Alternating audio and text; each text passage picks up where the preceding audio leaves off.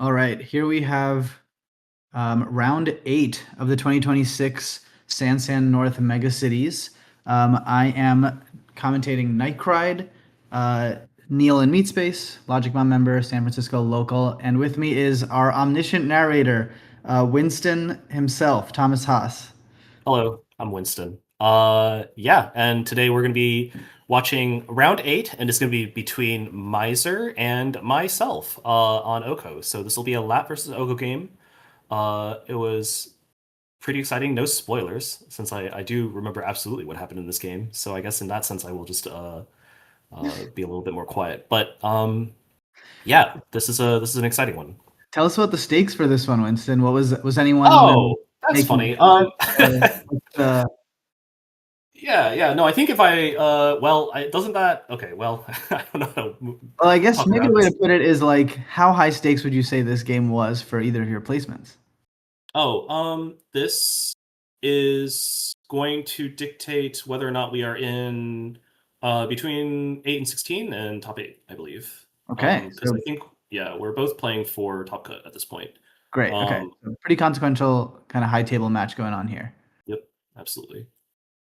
I've played Miser before. I played about uh believe districts in Santa Clara, and it was the other direction. I was playing runner against his Wayland, and that was a pretty tight game as well.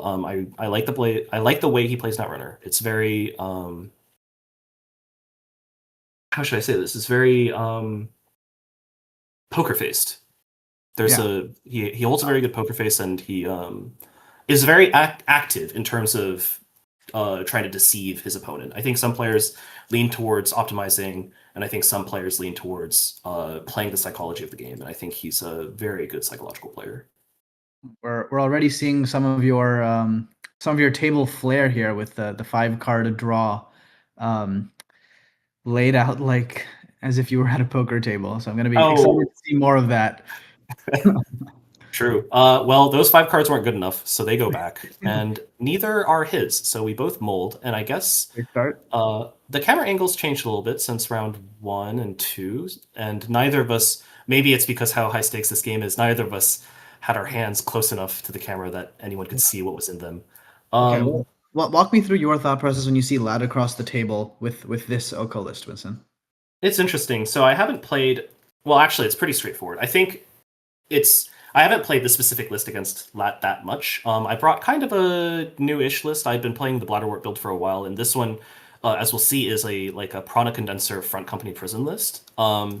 But regardless of what the flair of the list is, the core of a Oko list is always going to be Fut and Cohort. And against Shaper, a good rule of thumb, if you're starting to play Egg and you're not totally sure what to mulligan for, is always mulligan for either Cohort or Bladderwort potentially.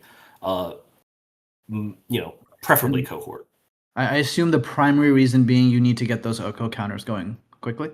Yeah, you need to outpace Shaper, right? Shaper is going to be Shaper has this playstyle where they just sort of draw cards, play cards, and then solve the problems that you pose. And if you can pose more problems than they can solve, then you're going to be ahead. All right. Looked like a draw, install, Hansei turn. Indeed. And we see Simulchip in hand. I think Daily Cast in hand. I think it's. And what's that other card next to Simulship? Huh. It's interesting. I can't see it. I know You what know what it it is. is. I know what it is. It's so green in its picture. What is it? Oh, actually, that might not be it. That might be something else. I think you had a different card. Okay, well, we have a great shaper turn. Draw, daily cast, so on and so forth. Not draw, question mark. I think that's a coalescence. Hmm. That's a Zinchling alt art coalescence, I believe. And we do have a self-modifying code. So we have some solutions and some money already. Okay, getting But not luck. so bad. This does cost Shaper still some money to, utilize self-modifying code to go through whatever. And this list that I have uniquely has ice that's quite challenging. So if you are tutoring for a Unity on face check or even a Euler, and you happen to be running into a Teeny, that's no good, right? So I draw, install, posing some more problems, but so far, well, posing some servers, but so far no real problems. Nothing's been rezzed. Yeah, I think that's a good way to put it. A lot of the times, uh, you might, as a runner, sit across from Oko, see three servers, and think, "Uh-oh, all of these could be dangerous to me," but it may not always be so bad. Notably, also, he doesn't know that this is Prana Condenser front company with no bladderwort, right? And so I think if you see this configuration as against Oko, you are a little bit worried about bladderwort, because if those three unrest cards sum up to, well, I guess I'm at 10, but in a lot of cases, you're like a little bit worried about that because they could maybe, res their way out into a bladderwort trigger. But Sure. We've seen some he's lists just. that use hostile Mhm, architecture mhm. to do that kind of thing and could theoretically do it from this board. Okay, so he's roll a dice, the coward's way out, and chosen to challenge this server. Although it's either the coward's way out or it's a truly deceptive trick where you roll dice and then go with your gut anyways. I've seen it done both ways, so Yeah. that's just Netrunner for you. I used to roll dice when I first got into the game, but have since stopped. So if you want to beat me in a top cut, just see the ways in which I'm not truly random. So we've run this. We spent a decent amount of money to install Azimuth. And we, as Shaper, kind of assume that this is going to be a good investment. Especially seeing no ice sitting across from you, you should be able to check things, trash things. Feel good about that. Yeah, I like this play. It basically kind of says that I can stay ahead if I can check the new asset each time to some degree. Okay, Mm-hmm. Mm-hmm. cohort going down. Cohort going down. And from an earlier game, I know it's a little bit further back in the probably set of YouTube videos, but from round 2, I mentioned when a cohort's not defended as Oko, it kind of does mean there's no ice, right? You almost always want to defend it against Shaper. So cohort goes down. Pretty unfortunate, I think, for me. If that had slipped through, that always helps. And now I'm facing a Shaper that's clicking telework, and that means I need to hurry up. I was a warm reception. Warm reception. So this is a pretty different kind of build for Oko than we've seen from earlier in this tournament. Yeah, tell us about the front company. It's on So card, we don't get to see that much. yeah, so front company is interesting, right? Because uh, you're not usually, it can be run with bladderwort, but this list specifically doesn't, because it's running a suite of agendas that's product condenser, front company, and then powers that be, hostile architecture, and I put in a warm reception. This list originally came from Council, in their write-up self reflection, and it's a cool card. Front company forces the runner to, before they can run remotes, they have to run a central server.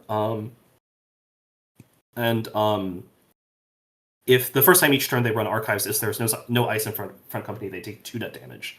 So you just ice up HQ and R&D, and then you basically say you have to run the Satini and or this Bodo before you can even run my FUT that has no ice in front of it. And that becomes really expensive because it effectively turns all of your assets into being iced by like 1 or 2 of these really chunky ices. And so the prison that you want to set up is effectively defending your centrals unassailably with like anemone or something like that, and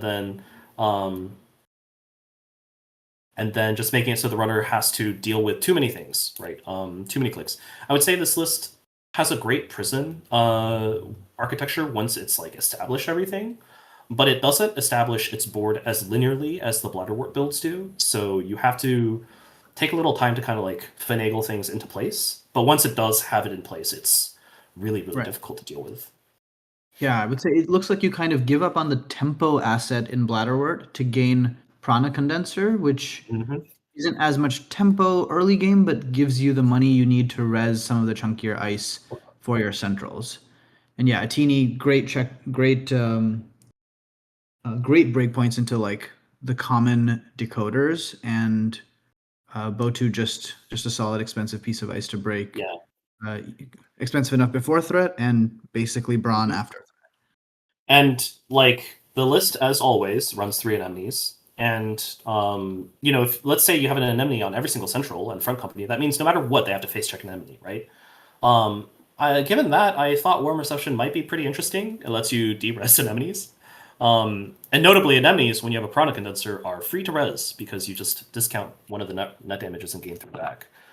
So I installed something with front co, and then I drew and installed ice in front of it, I think. Yeah. The warm reception, I think, giving you good value here, just helping you install, in this case, a piece of ice, but as you draw more assets, warm reception will just keep help you spit those out. Yeah. All Oh right. no! Transfer. So this, the secrets, the cat's out of the bag here. Miser is playing a 3 transfer lat in this tournament, and it has done well for him so far. Oh heck, I'm in trouble. So I res a Prana, finally revealing what that card was. And up till now there wasn't really a chance of him taking net damage, so there was no need to show.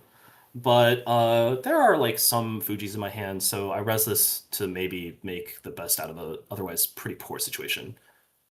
Steals a Fuji. Fuji gets stolen. Okay, we're undoing I that get transfer via Prana Condenser. Prana Condenser, a card that's been used a few times in the past. It basically allows you to prevent a single net damage from any amount of net damage. So in this case, there was 2 net damage, and one of it was prevented. The corp gains 3 credits and puts a power counter on Prana Condenser. And the second ability on Prana Condenser is for, I believe, 2 clicks. You can trash Prana Condenser and do as much net damage as there are power counters. Did I get that right, Winston? Absolutely, that's correct. So it has this ability to be kind of a threat on the board, but also be an econ engine. This is an interesting moment. So he runs the warm reception here on a ladder click using the Azamat credits. And we talked about this, but like not challenging Prana Condenser here is potentially incorrect. It does feel, in my opinion, more important to deal with immediately than Warm Reception, partially because Warm Reception loses its value if I ever actually defend it, right? You know that you can always kind of run back with Azamat at some point and kill that Warm Reception, but like Prana Condenser is a chunky asset that like maybe deserves ice, right? I do get my Oko token from that Fuji steal, and I finally looking at some cards, trying to decide what to trash. I decide on this card. Yeah, that card's right. And then mandatory. I'm looking at my hand right now, and I'm trying to think, what should I do with these cards in my hand? Oh, I'll play Petty Cash and Archives, make some money. Without checking, there's that on the table Thomas House Flare again. Yeah, I mean, there's just one face down. Just take a second here to talk about the transfer in unexpected decks. We've seen this from we have 3. If you've had 3 iterations in our history of this kind of card: account siphon, diversion of funds, and transfer of wealth. And I think we've seen people try this kind of thing, put the card in a deck you don't expect it from, over the years. I think there was an Arasana list that used to play either transfer or diversion of funds. I don't actually remember. It can be effective if your faction has what it needs. And I think with daily casts back, a lot of factions, I would say both Crim and Shaper, now have the ability to get all of the raw tempo that they need almost from within factions. So you can splash for some for some exciting cards like this. I agree. Yeah. The influence on transfer is hefty, but the effect it has in terms of transforming your deck into a very different kind of problem for the corp is, I think, worth however much influence, like 8 influence that you spend on it, right? Okay, so we've spent 2 and we play a Docklands Pass. Ooh, interesting. Very, very alarming. More unexpected influence. Very alarming. So this is interesting. Winston, you and I actually giving a bit of a window into our testing process. We decided that Docklands Pass was a good card in this meta for specific lists because of the ability to kind of challenge Oko win cons, which tend to build up in hand. So when you see this across Oh you no! I'm in danger. Okay, I put 5 cards down, and there is. I will now spoil it because it's never been flashed to the camera. There is only one configuration that will not lose me the game here, and it is Okay. not this one. Okay, there's a longevity serum gets stolen.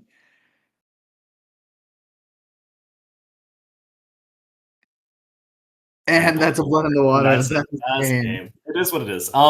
So looking back at this game, I was crazy flooded. The thing underneath, next to Prana Condenser, is a Regenesis. The thing in front of it is an Empiricist, and the ice in front of Prana was a Teeny. I shifted that ice from a Teeny to HQ, sort of like we were chatting, mentioning that like maybe this was the correct move. But I think ultimately, what probably would have been the correct move is to even put Empiricist on R&D. I was just crazy flooded. There was nowhere to put my agendas except for out, right? So I think I got pressured there, but remembering that my deck is a front company deck. There's all the agendas. Remembering that the deck is a front company deck, I think icing HQ R&D probably would have just been correct. But I did not, and sometimes you don't have to against Shaper, but when they're running HQ or when they're running Docklands and transfers, turns out you have to ice HQ or else your flood is going to get completely punished. So with that loss, I was knocked out of top 8, but it was still a pretty fun game and a very interesting tournament. Yeah, it's a very, very interesting lat list that the lat you don't really expect to see HQ pressure. You expect lat to sit back and set up. And so I think the Right. line you took is actually like quite a strong one when you're like, okay, my hand is below 50% here. I'm not favored to win, but I see that if I protect things in the remote, I'll force the runner to spend time there, which gives me time to fix this hand situation. Yeah. And But we chatted about it. Oh, go. Sorry, go ahead. no, I was just gonna say, but this is like the bluest lat list I've ever seen. Yeah. The Docklands really made it. We both talked about it afterwards. When I iced Prana, it felt correct because Lat doesn't run HQ, right? If they run HQ, that maybe they trash something, steal something, and they miss their Lat draw. But the other thing is, like, even with a hand completely full agendas, I think I only had one non-agenda in hand. And that was the only way to not lose. Everything else was like significant points. Even so, icing Prana felt like the only way out. I think Prana Condenser is the thing in that list that lets you res your ice. Without Prana Condenser, all of the big ice of the list truly costs a lot, but otherwise, you can res a teeny and get a huge discount back, or at least force them to like pay all the way through it. And so that felt like the only way to truly stabilize. And then I got transferred a second time. Yeah, But I mean, just goes yeah. to show you. Sometimes you have to play the high variance line when you're not in a good spot. And I think that can be the right play a lot of the times. Yep. Cool. All right, that was round 8. GG's to Yeah, that everyone. was right. GG's.